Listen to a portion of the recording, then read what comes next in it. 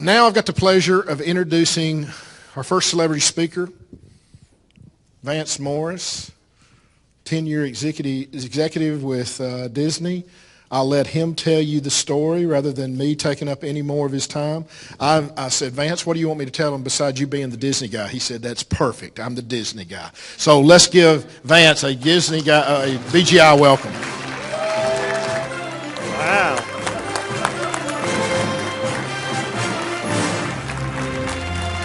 Thank you, sir. Appreciate it. Whew. Good afternoon. So, it is still afternoon, and I'm what's standing between you and fun tonight, so I'm going to try and make this a little bit entertaining. Now, I know I already got everybody up on that. Was very gracious of you. But can I get everybody to stand up one more time, please? We're going to do a little exercise because you guys have been sitting all day long, so we're going to get a little exercise in. So what I want you to do, without whacking your neighbor, get your hands way out far like this, and on the count of 3, don't hit anybody. And on the count of 3, we're going to bring them together. Ready? 1, 2, 3. That was pretty good. Not too bad. Let's do that again. Ready? 1, 2, 3. All right. Now we're going to do it really fast. Ready? 1, 2. I didn't say 3 yet. Okay. 1, 2, 3. Faster. Good job. I always like to start with a standing ovation. That's what I've always heard time and time again, was you can't. In business, what did I hear? I heard you can't. From the first and the second, ex-Mrs. Morris, I heard you can't, which is probably why they're ex. At home or at the hospital where my wife almost died, the doctors all said she can't, she won't, she will never. And after losing our home, I lost my job in 2007, so I ended up, declaring bankruptcy. Nothing fun there. But we lost our home, lost our life savings. The lawyers and the bankers and everybody said, you can't, you won't. Well, the only thing that was holding me back that I could find were other people. So, can you stand up with me, please? Give me one more. Come on, this is exercise. This is audience participation. So what I need for you to do is give me an it's time. It's time to change who you listen to. Give me an it's time. To change your mindset. Give me an it's time. To make a difference in your life. And one final one, it's time.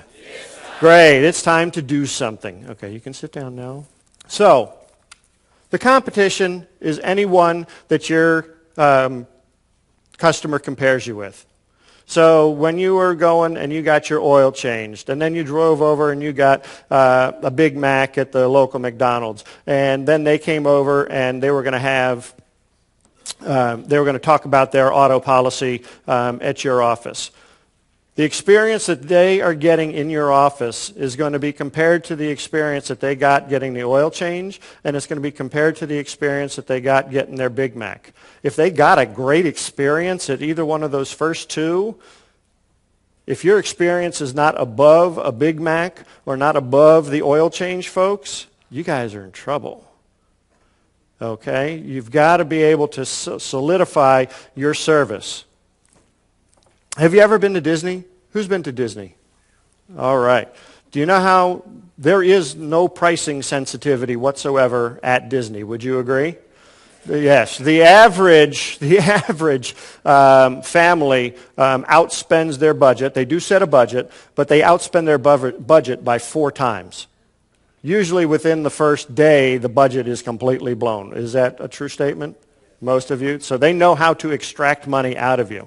One of the ways that they do it, have you ever seen the guys and they try and sell you a big rubber ball? It's a rubber ball you can get at Walmart for like $4.99. But at Disney, it's like $79. Now, granted, it's got Goofy on it, no big deal. But, it's a rubber ball. And here's how they sell it to you. And it doesn't matter who you are. They start to play with you. They bounce the ball to you. This is the people out in the kiosk. And what do you do when you get the ball? You bounce it back to them. And then what happens? They bounce it to your little daughter, who's 7-year-old and is madly in love with Goofy. That ball's going nowhere except home with you at that point. But they've engaged you, and they've reduced any kind of impediment to pricing. It's absolutely incredible. So what I came up with is systematic magic. It's the 7 magic keys to Disneyfy your business, outserve, outthink, and outmarket your competition in any economy. Back when I first did this, the economy was really in the toilet. So now we've kind of turned that corner, depending on who you believe, and really this will work in any economy. So who here believes in magic? I know Jason believes in magic. Who else believes in magic? A couple others? Okay, so from the audience perspective, what is magic?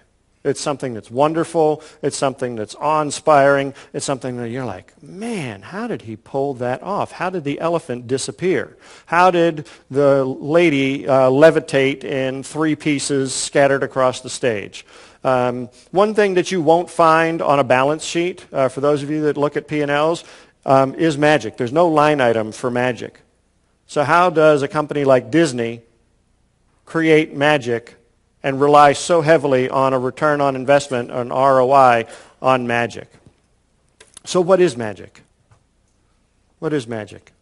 To us, again, it's wonderment, it's joy, it's holy smokes, how did he do that? But to the magician, it's the polar opposite.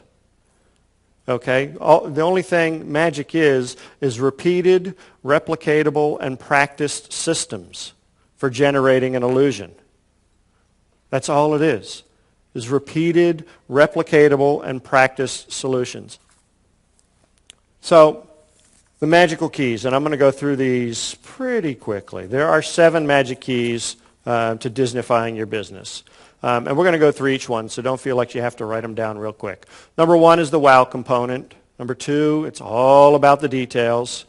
Employee magic, service standards, environment, process, and the magic of bringing it all together. There should be an R-E-R on there, but so we're going to go for the wow component. Creating an experience out of the mundane. So how can you create an experience out of something? What's something that has to happen in your office every day? Shout it out. Payments. Well, I'm sorry? Taking payments. Taking payments. Okay, what else? Policy changes. Answer the phone. Who here has a really cool way to answer the phone? You do? Yes, sir. Tell me what your cool way to answer the phone is, if you don't mind. Thank you for calling Weaver Insurance, the agency that rocks. How can we rock your world today? That's sweet. The agency that rocks. How many other agencies out there are going to be saying something even remotely close to that? What else is something, taking payment? Is there a cool way that you could be taking payment? Think about what the mundane things are in your office that occur, especially with guests, with clients, and how can you create an experience out of each one of those things? I think answering the phone in that way was absolutely brilliant.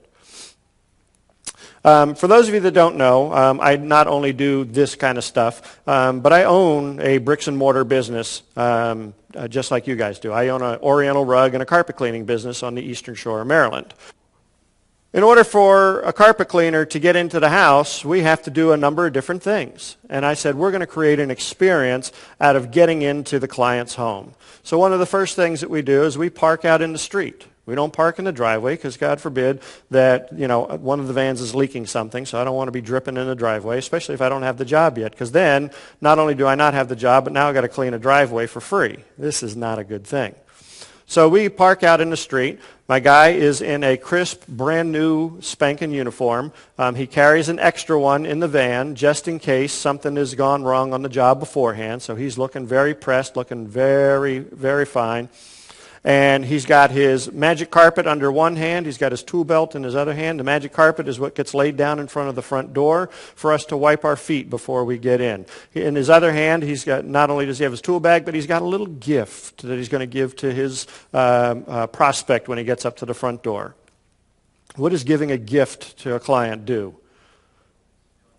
Feel indebted. That feeling of reciprocity is coming up. So when we get ready to do our sales pitch, they already feel like they owe us a little something, which is actually kind of cool. So when we get up to the house, we knock on the door because friends knock and salespeople ring the bell. For those of you that go door to door, you get the door opened a lot more if you knock instead of if you ring the bell. And we say, Mrs. McGillicuddy, do you mind if we, my name is Jason. I'm here to clean your carpets. May I come in? And then once we're invited in, we make a huge show of wiping our feet before we come in. I get more compliments and comments from people saying that, oh my God, he wiped his feet before he came in. I said, well, they're here to make it cleaner. Anybody fly Southwest? Oh, it's not that bad. Who's booing Southwest? My pilot the other day when we came in for the landing, it was really windy last night. So it was kind of a little bit of a bumpy flight coming in.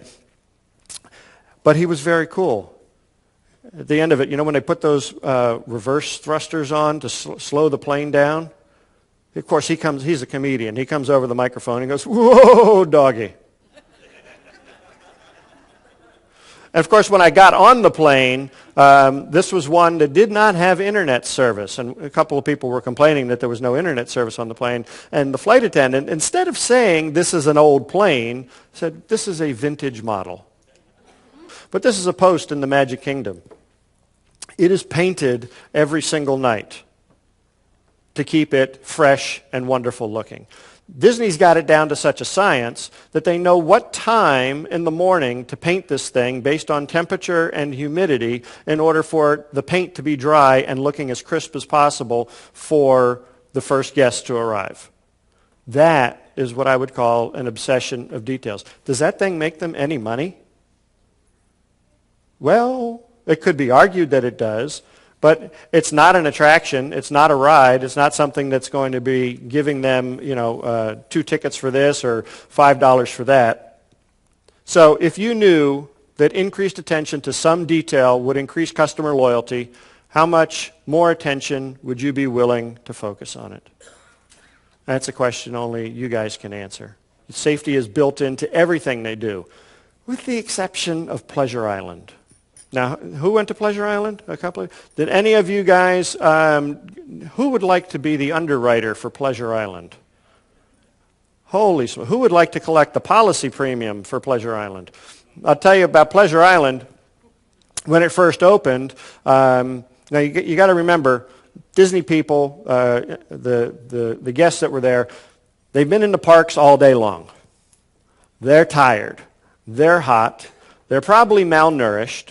They're probably also dehydrated. So what do? Let's bring them to a place where we can shove a couple of beers in them and see what the hell happens. And in one of the nightclubs that we had, we actually took that joke, if you want to call it, that joke a little bit further, and we slapped wheels under their feet at the Rock and Roller Dome. And this was a roller rink after they've been dehydrated, malnourished, and we put wheels under them. We just parked the ambulance out back. Because every night somebody was falling down, breaking something. Unbelievable. So who wanted that insurance premium? That would be a nice one to collect. But at any rate, Pleasure Island is now closed. It was a failed experiment with booze and alcohol. Yes, that's exactly what I think about it. Completely. Backstage is where all of the magic is created. That's all the repeated and replicated systems. That's where the floats are put together. That's where the trash is taken out. That's where Cinderella is smoking. That's where... She does. Well, at least the one that I dated, she was a horrible smoker. It's a good thing that they didn't have to talk much, Arr, how you doing? Coming out of Cinderella would have been rough.